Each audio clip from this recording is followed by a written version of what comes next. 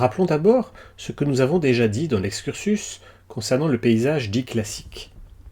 Au XVIe et au XVIIe siècle, on appelle classique, du latin classicus, une œuvre qui mérite d'être imitée, que l'on enseigne dans les classes.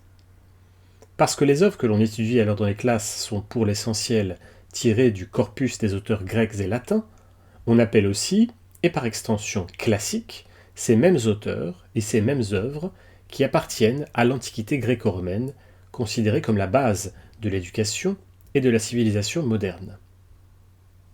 Ce n'est pas en ce sens, toutefois, que la notion de classicisme, généralement opposée à celle de baroque, est utilisée pour qualifier les œuvres littéraires et artistiques du XVIIe siècle. Comme Nathalie Piéguet l'a bien montré dans la synthèse qu'elle a consacrée à cette notion, et que vous retrouverez dans les conseils de lecture de ce cours, cette notion est une invention du XIXe siècle.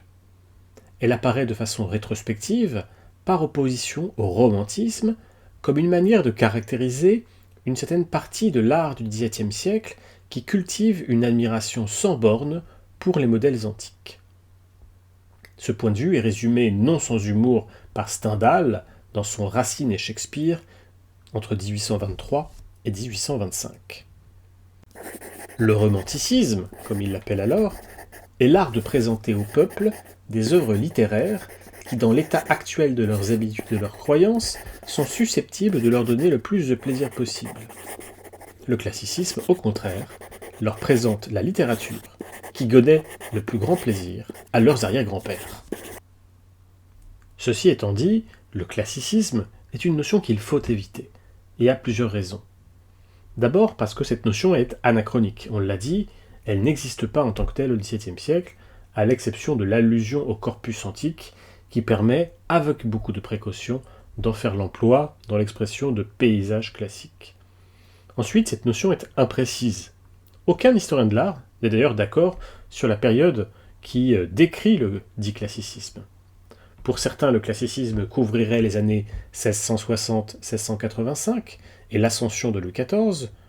Pour d'autres, l'entièreté du règne de Louis XIV, entre 1661 et 1715.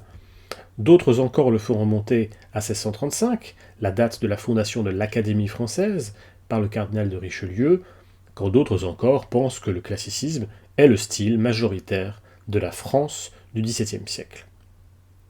Conscient de cette limitation, l'historien de l'art Heinrich Wölfflin considérera qu'il est préférable de faire du classicisme ou du classique ainsi que du baroque des catégories formelles qui peuvent être utilisées pour être opposées terme à terme.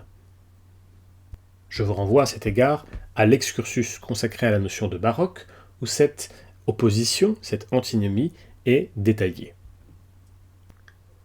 Ces approximations, ce caractère souvent caricatural, la nature anachronique de la notion de classicisme, devraient suffire à s'en priver, sauf peut-être, je l'ai dit, dans la notion de paysage classique, où cette notion de classique renvoie à son sens étymologique. Mais il faut ajouter que cette notion contribue finalement à plus de confusion dans l'explication des œuvres d'art. Un exemple parmi d'autres, le Bernin, souvent considéré comme l'un des fers de lance par les historiens de l'art du XIXe et du début du XXe siècle, du style soi-disant baroque, en raison du dynamisme et de la complexité de ses figures sculptées. On peut toutefois imaginer que si le Bernin avait entendu dire qu'on parlait de lui comme d'un sculpteur baroque, il en aurait été choqué. En effet, dans la plupart de ses œuvres, le sculpteur tente de dialoguer de façon heuristique, de façon inventive, avec les plus beaux modèles de la statuaire gréco-romaine, qu'il considère comme des modèles essentiels. Son Apollon et Daphné reprend directement l'Apollon du Belvédère. Son David est une paraphrase du gladiateur borghese.